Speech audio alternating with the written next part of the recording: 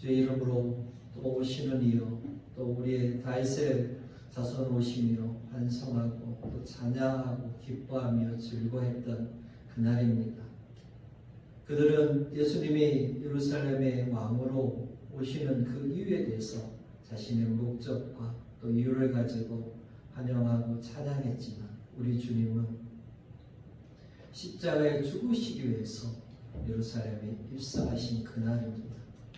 그럼에도 불구하고 그들의 입술을 통하여서 만왕의 왕으로 오신 예수 그리스도를 찬양케 하신 아버지 하나님, 오늘도 우리가 우리의 왕 되신 예수 그리스도를 찬양하기를 원합니다.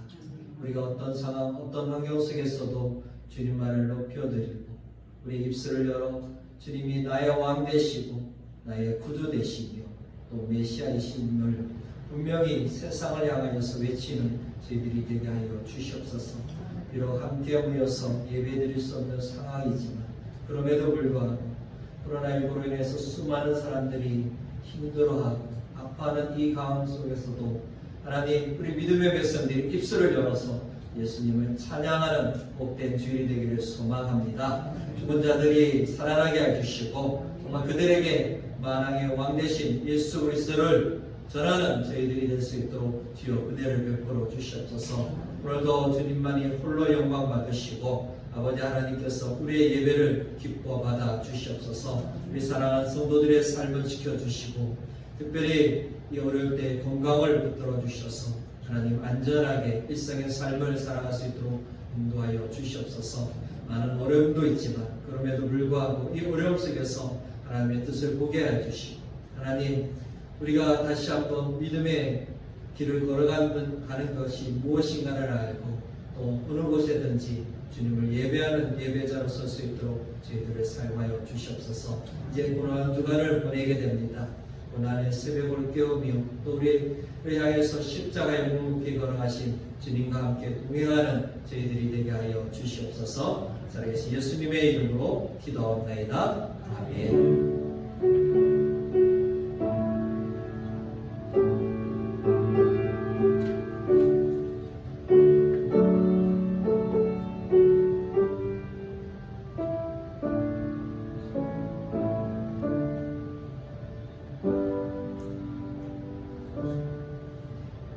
말씀드리겠습니다.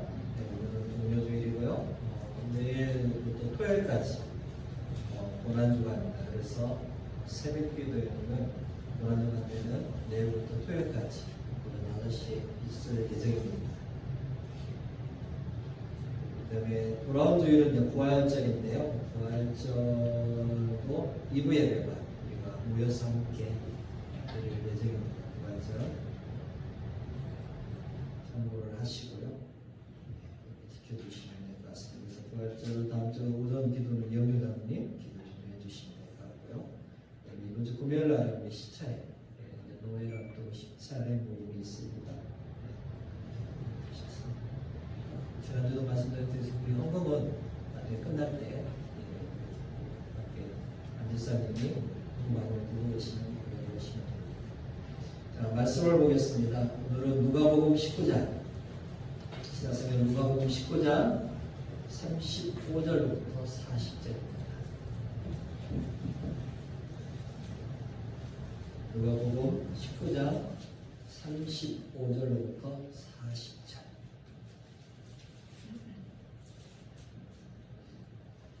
제가 가진 성경은 29쪽에 있습니다.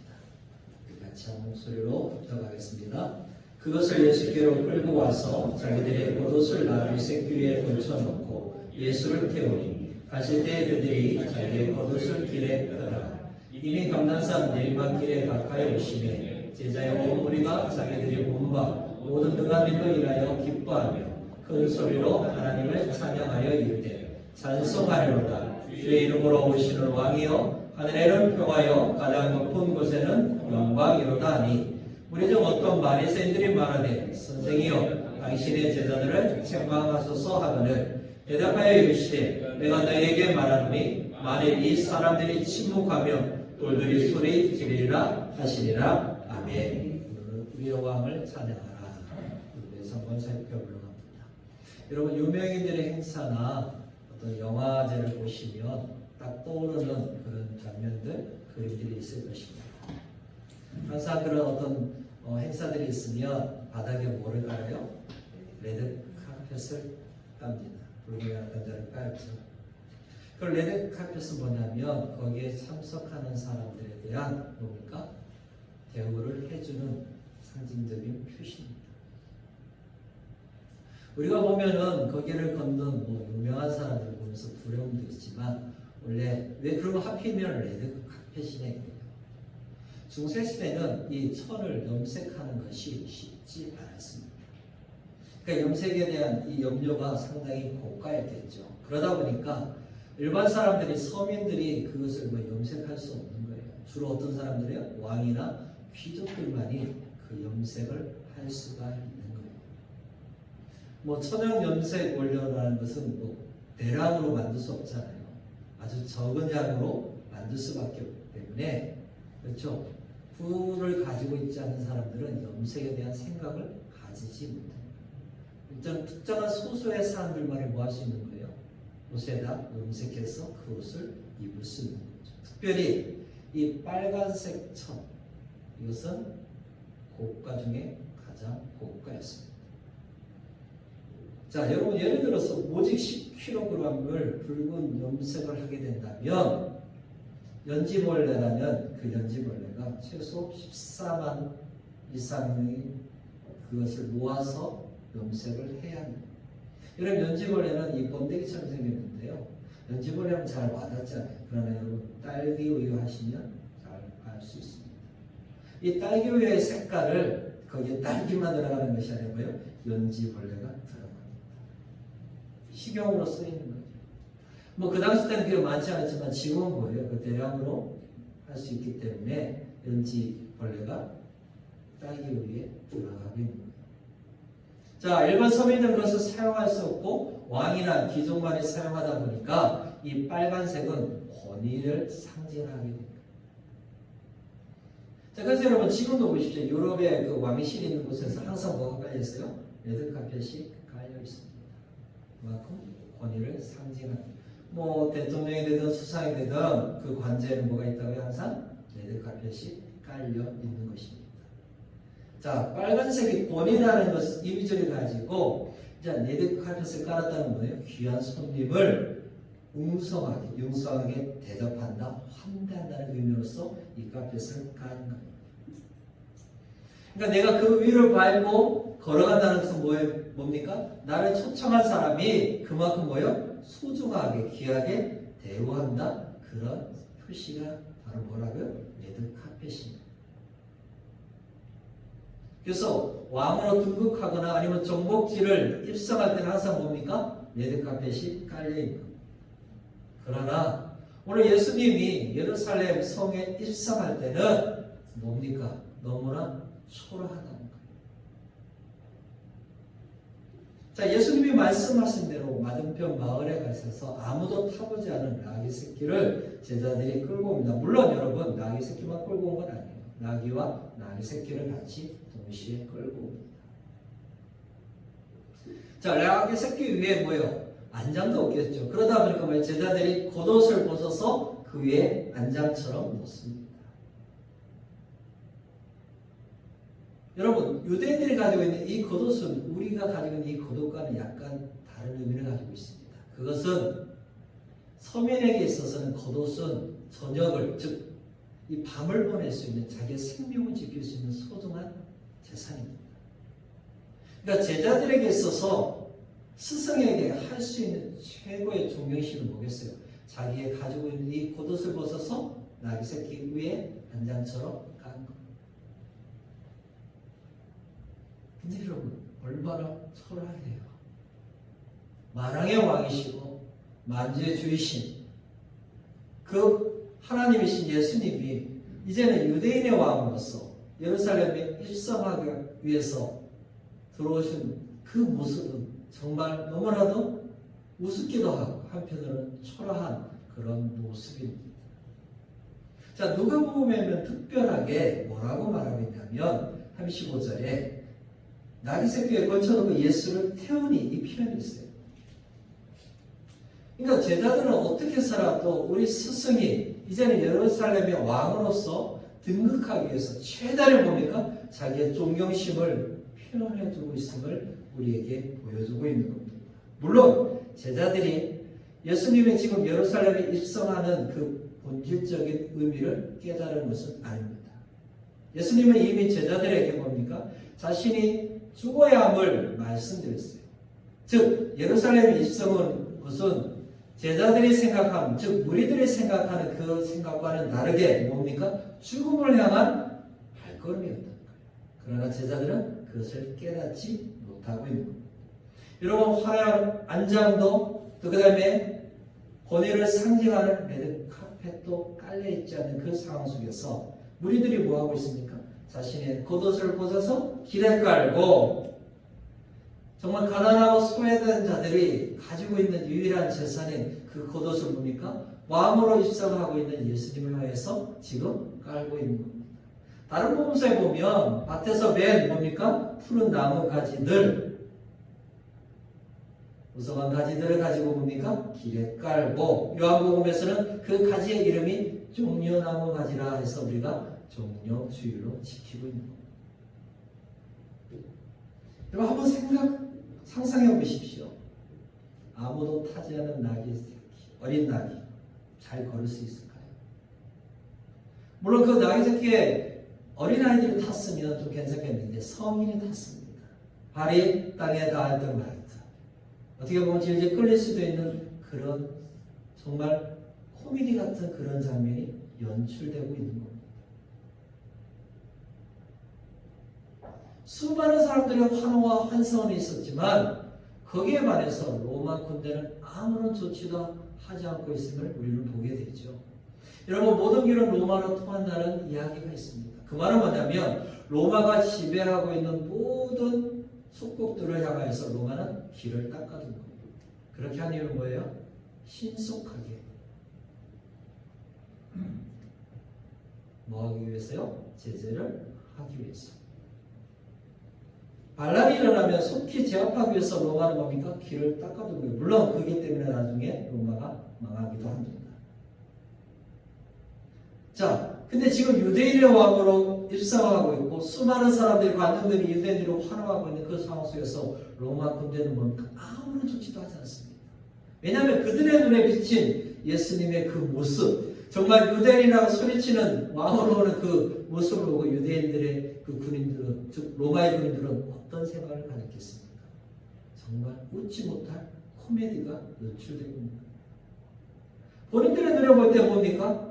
예수와 그 따르는 무리들은 자신들의 체제에 대해서 어떤 힘도 가할 수 없는 너무나도 연약한 존재임을 그들은 알게 된 거예요.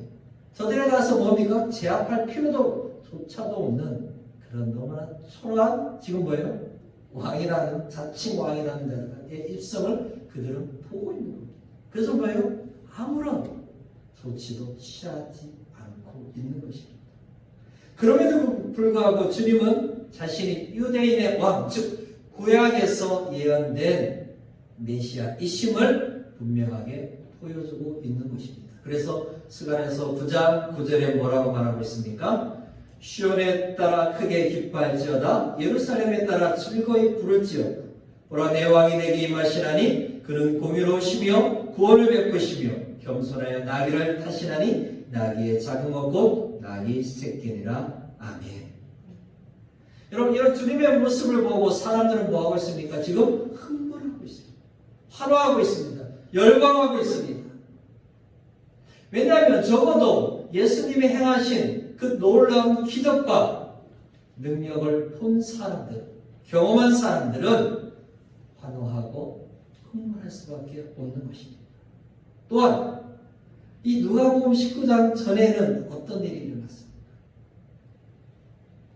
정말 변할 수 없는 한 사람 삭개오가 변화된 것을 사람들은 보았습니다.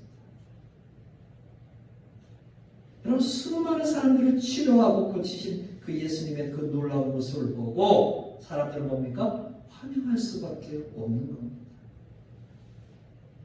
자, 예수님과의 그 일행들이 예루살렘 성 입구에 다가오자 사람들은 뭡니까? 군중들은 환호하죠. 그래서 오늘 본문을 보니까 감단산, 즉 올리브산이라는 곳에서 뭐요? 내려오고. 그러니까 올리브산이 예루살렘보다 약간 높은 곳에 있는 거예요. 자, 근데요, 37절에 보면 특이하게도 누가복음에만 기록되어 있는 문장이 있습니다. 그것은 바로 뭐냐면 모든 능한 일을로 인하여 기뻐하며 큰 소리로 하나님을 찬양하고 있음을 말하고 있습니다. 여러분, 예수님이 지금까지 수많은 사건과 기적을 통하여서 사람들에게 이야기를 했는데요. 그것을 깨닫지 못하고 이해하지 못할 때 마지막으로 보여줄 수 있는 것이 무엇이겠습니까? 직접 행동을 통해서 자신이 말한 것이 무엇인가를 보여주고 있는 거예요. 바로 지금 예루살렘 입성이 그 장면인 겁니다. 여러분, 구약의 예언대로 주님은 어린 아기를 타고 입성하시는 자신이 바로 약속된 메시아, 바로 그리스도임을 사람들에게 보여주고 있는 것입니다. 여러분, 구약 성경을 잘 알고 있는 유대인들에게서 지금 예수님의 그 모습은 뭡니까? 아, 이분이 바로 메시아로 오신 우리가 기다리는 그분이구나. 그것을 그들은 뭡니까? 알게 된 거죠. 자, 그럼에도 불구하고 이런 확실한 메시지를 가지고 있음에도 불구하고 그들은 그것을 깨달았습니까? 깨닫지 못했다. 사실 여러분, 예수님은 이미 뭡니까? 종교 지도자들에 의해서 이미 수배범에 해당된 신분이었습니다. 요한복음 11장 56절과 57절에 보면 그들이 예수를 찾으며 성전에 서서 서로 말하되 너희 생각에는 어떠냐? 그가 명절에 오지 아니하겠느냐 하니 이는 대제사장들과 바리새인들이 누구든지 예수 있는 것을 알거든 신고하여 잡게 하라 명령하였습니다. 여러분, 자신의 그 신분을 노출해버리면 이제 뭐하게 돼요? 체포될 수밖에 없는 그런 상황임에도 불구하고 예수님은 뭐하고 있습니까? 공개적으로 많은 유대인들 앞에서 자신이 구약에 약속한 메시아임을 보여주고 있는 것입니다. 그 말은 뭐냐면 이제 주님이 이 땅을 떠나야 할 때가 가까이 왔음을 말씀해 주고 있는 겁니다. 이제 십자가의 죽음을 앞두고 있다는 거죠. 죄인의 죄를 대속하기 위해서 십자가에 죽어야 함을 아셨기 때문에 예수님은 뭐하고 있는 겁니까? 공개적으로 자신이 메시아임을 사람들에게 보여주고 있는 장면이죠. 나귀, 그것도 어린 나귀를 타고 입성하시는 예수님이야말로 누구도 부인할 수 없는 메시아임을 보여주고 있는 겁니다. 사실 여러분, 유대인들은 일반적으로 왕으로, 즉 전쟁 때는 말을 타고 입성합니다. 그러나 평화할 때는 나귀를 타고 입성하는 전통적인 그 모습을 가지고 있습니다. 지금 예수님이 나귀를 탔다는 건 뭡니까? 유대인들이 가지고 있는 메시아 생각, 즉 다윗과 같이 강하고 그래서 주변을 정복하는 그런 용맹스러운 장수로서의 왕을 기대했던 그들의 기대와는 달리 예수님은 뭐로 하고 오시는 거예요? 평화와 사랑의 왕으로 이 땅에 오신 메시아임을 그들에게 보여주고 있는 장면입니다.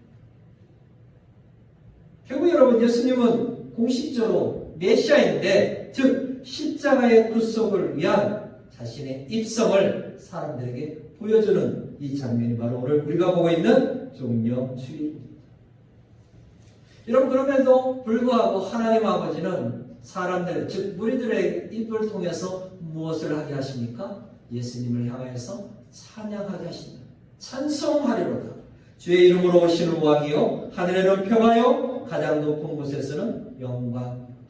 찬송하리로다. 복이 있다는 것. 그렇습니다. 우리 주님은 찬송받으시기에 합당한 분이십니다. 그래서 사도 바울은 로마서 9장 5절에 만물 위에 계셔서 세세의 영광을 받으실 하나님이라고 말씀했습니다. 여러분, 그들이 기뻐하며 하나님을 큰 소리로 찬양하는 이유는 두 가지임을 알 수 있죠. 우리가 37절에 보면 능한 일로 인하여 그들은 찬양하고 있습니다. 여러분, 예루살렘을 향하여서 들어오고 있는 예수님을 바라보면서 그들은 무엇을 찬양하게 돼요? 예수님이 행하신 능한 일을 보면서 찬양하고 있는 거예요.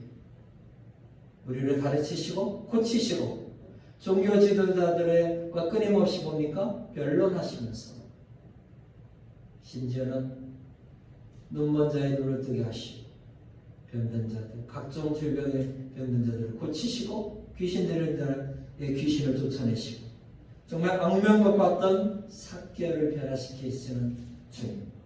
여러분 요한복음에는 예수님의 예루살렘 입성 전에 어떤 사건이 있냐면 죽은 나사로를 살리는 그 장면이 있습니다. 그래서 수많은 무리들이 예수님께 집중되어 있음을 우리에게 보여주고 있습니다. 여러분 그야말로 뭐예요?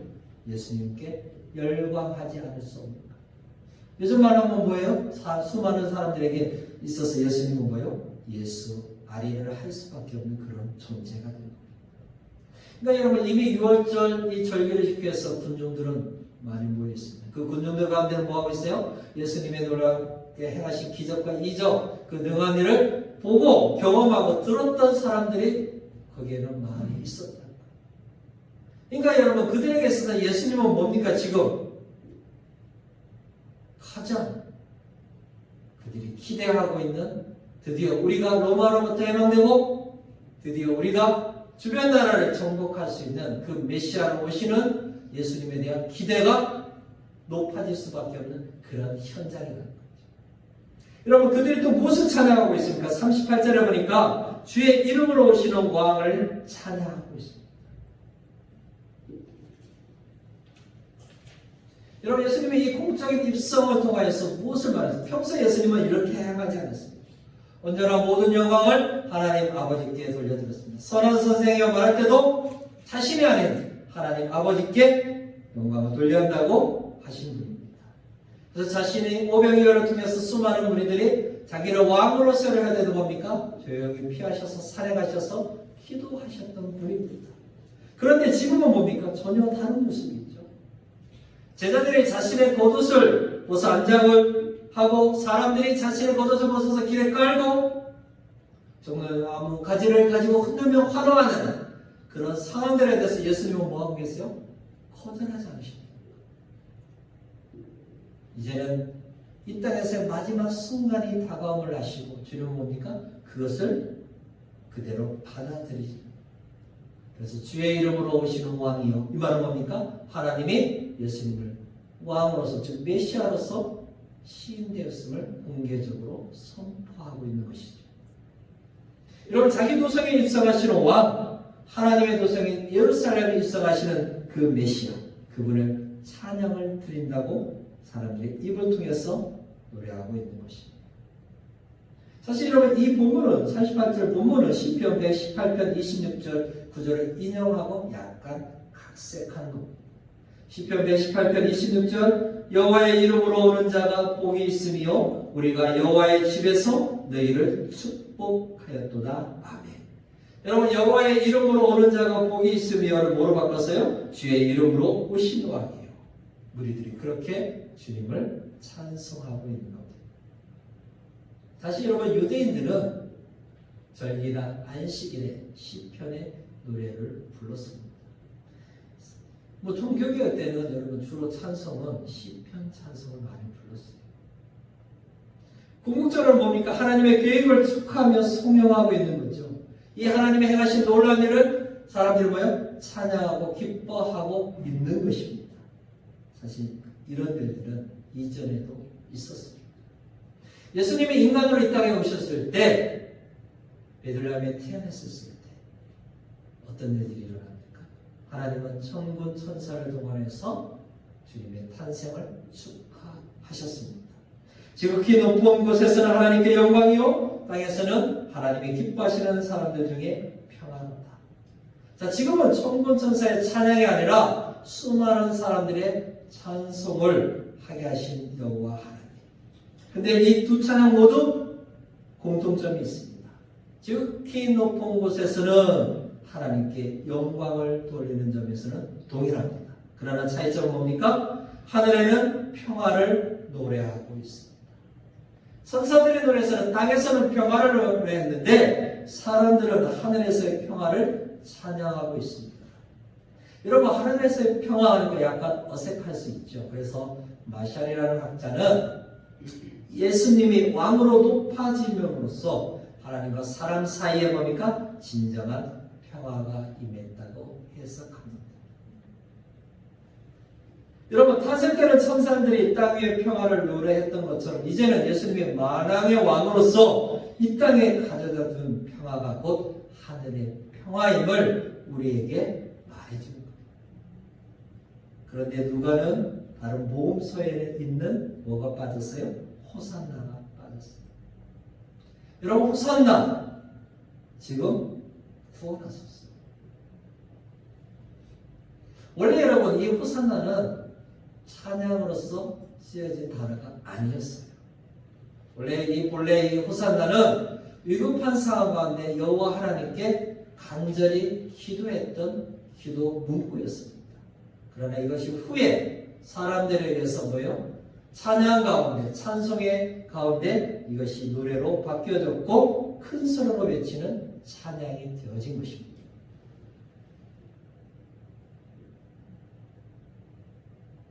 그래서 여러분, 유월절과 장막절 등 예루살렘을 순례하는 이 순례자들은 시편 113편에서 116편, 즉 6가지 시편을 가지고 노래를 부르면서 예루살렘 성에 올라가면서 이 시편 찬송을 불렀습니다. 여러분, 주의 이름으로 오시는 왕을 찬양한 그들을 향하여서 무리 가운데 39절에 보니까 뭐예요? 어떤 바리새인들이 말하되 선생이요, 즉 예수님을 말하죠. 당신의 제자들을 책망하소서, 이렇게 요청합니다. 자, 여러분 보십시오. 수많은 무리들은 예수님에 대해서 뭐라고 고백합니까? 주님이라고 이렇게 고백하지만 바리새인들은 구약에 대해서 너무나도 잘 알고 있는 바리새인들은 예수님에 대해서 뭐라고 이야기합니까? 선생님.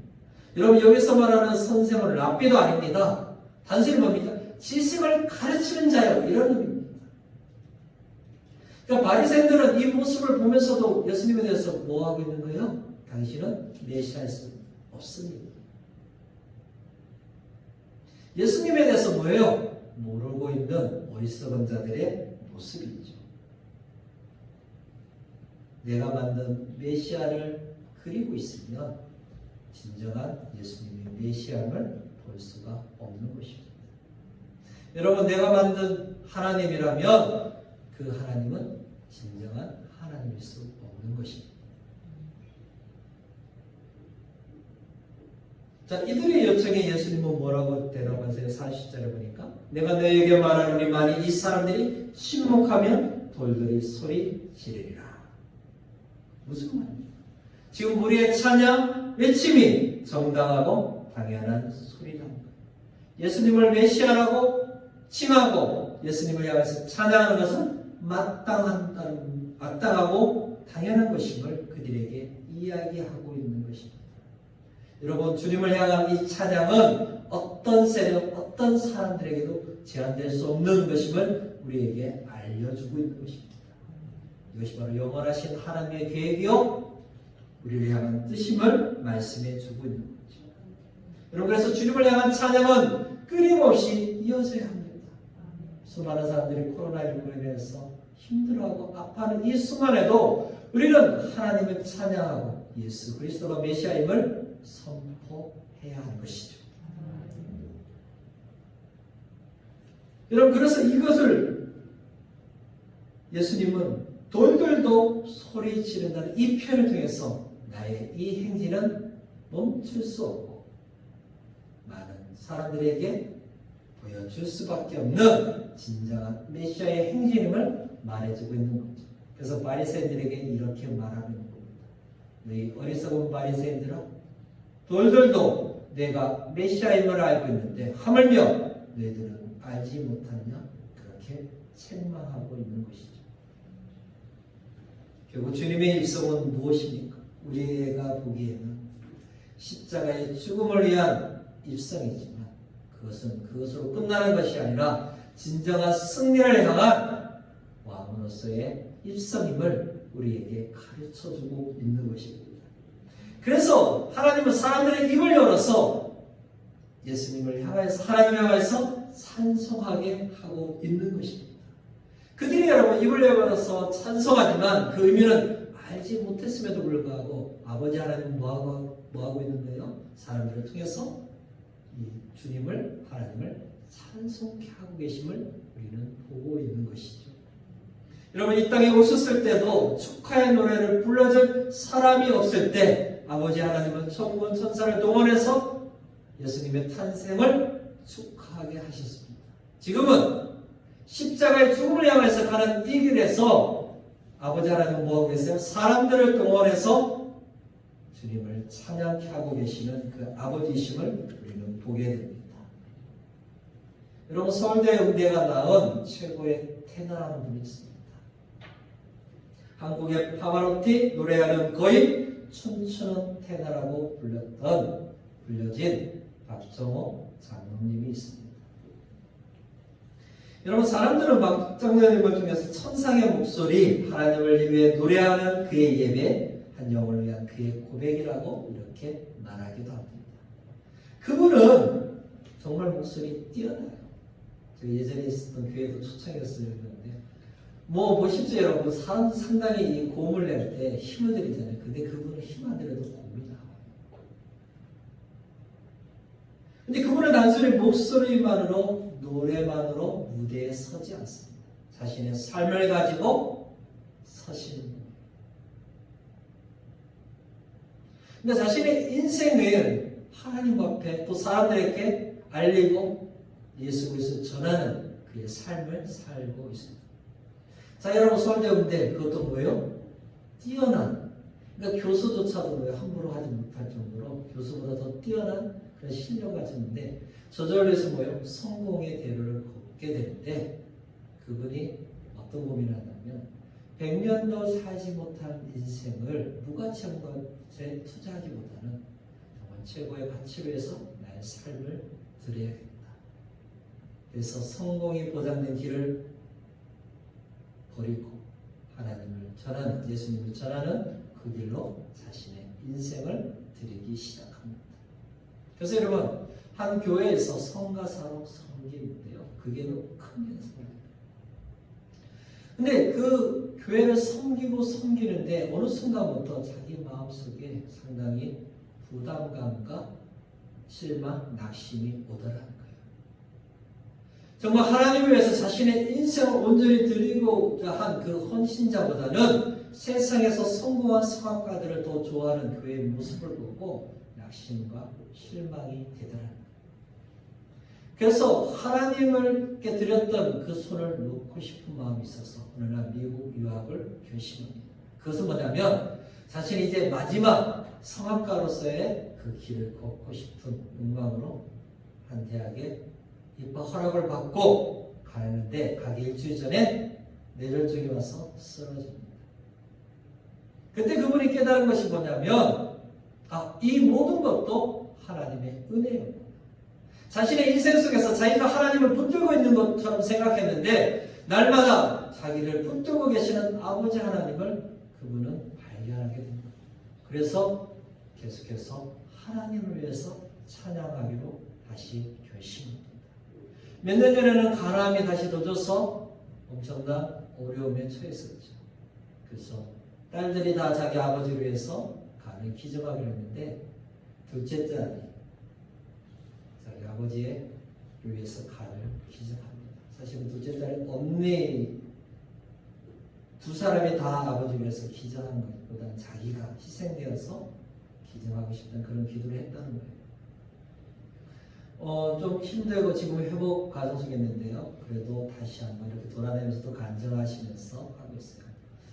그 장면을 보면은 이런 생각이 듭니다. 남은 생에 자기 입술을 통해서 하나님을 찬양하고 예수 그리스도를 증거하는 삶을 분명히 살다가 이 땅을 삶을 마칠 것이다. 사랑하는 여러분, 우리는 정말 예수님을 찬양하고 있습니까? 나의 마음을 다해서 예수님이 만왕의 왕이시고 나의 구주심을 찬송하고 있습니다. 여러분, 이 종료주의를 맞이하면서 정말 우리에게 한번 물어보셔야 합니다. 나는 어떤 상황, 때로는 힘들고 지쳐있고 낙심되는 이 상황 속에서도 나의 입술을 열어 하나님을 찬양하는 삶을 살고 있는 것. 여러분, 주님은 모든 이의 찬송을 받으시기에 합당하신 분입니다. 나의 죄를 위해서 십자가에 죽으시고 부활하신 그 주님을 찬송하는 것은 성도의 마땅한 의무입니다. 또한 다시 오실 그 주님을 찬양하는 것은 성도가 이 땅에 살아가면서 수많은 사람들에게 예수만이 우리의 구주 되심을 고백하는 표현인 것입니다. 이 세상 어느 누구도 하나님을 찬양하는 기쁨을 막을 수 없는 것이죠. 여러분, 우리가 찬양을 멈춰버리면 오늘 이야기했던 것처럼 너희들도 소리 지를 것입니다. 여러분, 우리가 찬양할 때 하나님의 평강과 소망과 기쁨이 우리 가운데 거하는 것입니다. 우리가 주님을 노래할 때 우리 안에 있는 모든 어둠이 물러가고 때로는 우리의 질병도 또 우리의 연약함도 치유되고 회복되는 역사가 일어나는 것입니다. 그때 주님 나라가 임하고 주의 영광이 가득하는 것이죠. 여러분, 내 마음속에 솟아난 이 기쁨을 어느 누구도 막을 수 없기에 오늘도 십자가를 향하여 가시는 그 주님을 우리는 기뻐하며 찬양하는 것입니다. 우리를 주에서 건져주시기 위해 십자가에 오르시기 위해 예루살렘에 입성한 우리 왕을 찬양합시다. 주님을 향한 이 찬송이 나의 삶에, 우리 가정에, 우리 교회, 또 이 땅과 열방 가운데 가득 채워줘서 영광의 왕을 찬양하는 우리의 삶이 되기를 주님의 이름으로 축복합니다. 아멘.